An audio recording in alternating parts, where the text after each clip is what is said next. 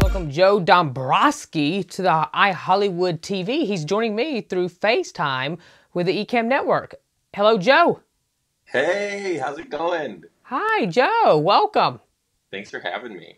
Okay, so you are a viral teacher that you lit the internet up.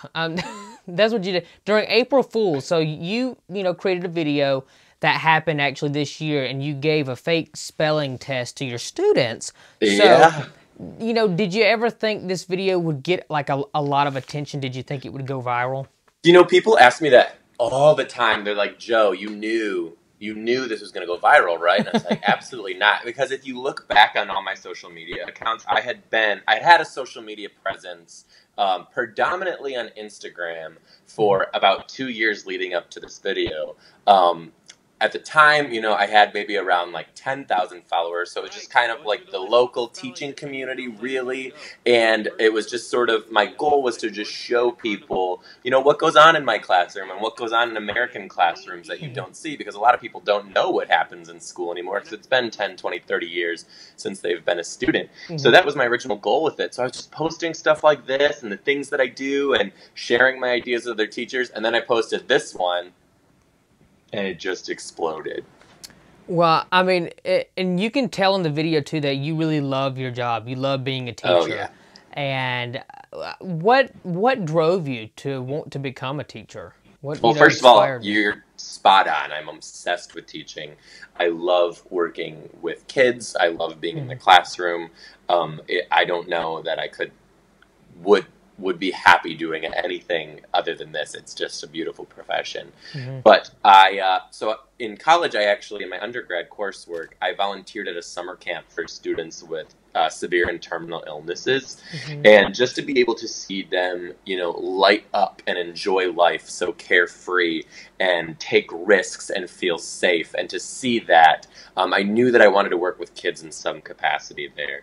And after a while, I kind of was able to hone it in and realize that I wanted to give that same type of feeling to students in the classroom through learning. And I just kind of never looked back and went for it. You recently moved, because if people don't know, you moved to Chicago, Illinois. And you got a job in Chicago. And you're going to, teach in Chicago. Congratulations. I'm glad you got a job in Chicago. So are you, excited to see what this school year will bring for you? Yeah, so I'm actually thrilled about this school year. I've worked my whole career in a very small school where each grade is just 2 classrooms, so 2 kindergarten, 2 first, 2 third.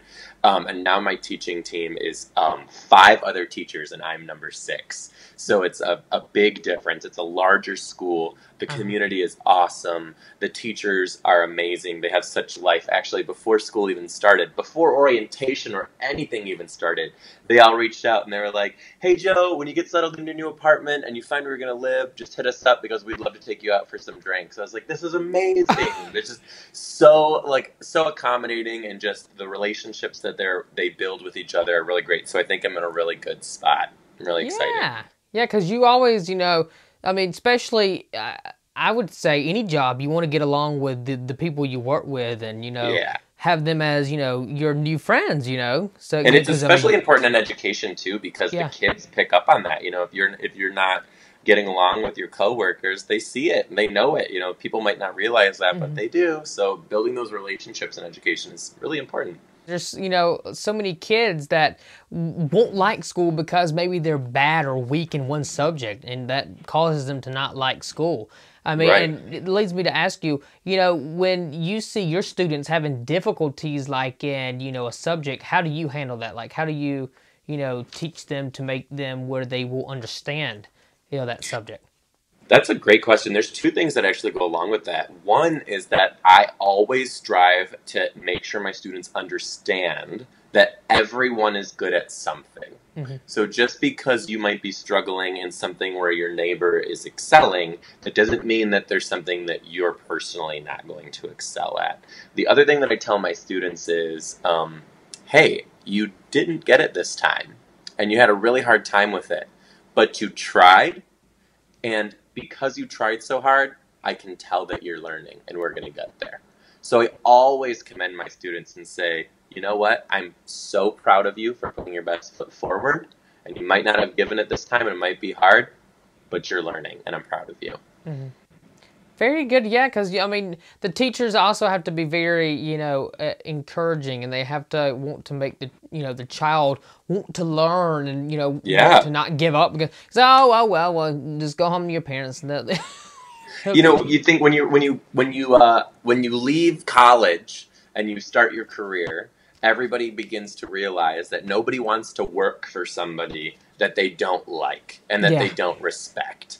And when you think about it, when we're talking about that aspect of work, well, what is a student's job? What is a student's work? Their job is to go to school. And same goes for them. They don't want to work for somebody that they don't like. They don't want to work for somebody who they don't respect. So it's all about building those relationships and, getting to know these little humans as people. They're all different, and they all have something to offer. So, that's really the name of the game.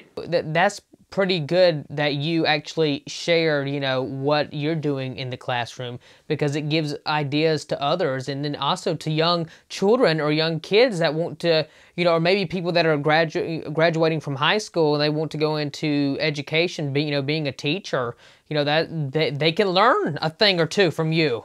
Thank you. Thanks. I appreciate that. All right, Mr. Joe Dombrowski, thank you for joining us. It was great to chat with you. You can follow him on Instagram at Mr. D times 3, and you won't regret it because he's just hilarious. Thanks, Noah. All right, thank you.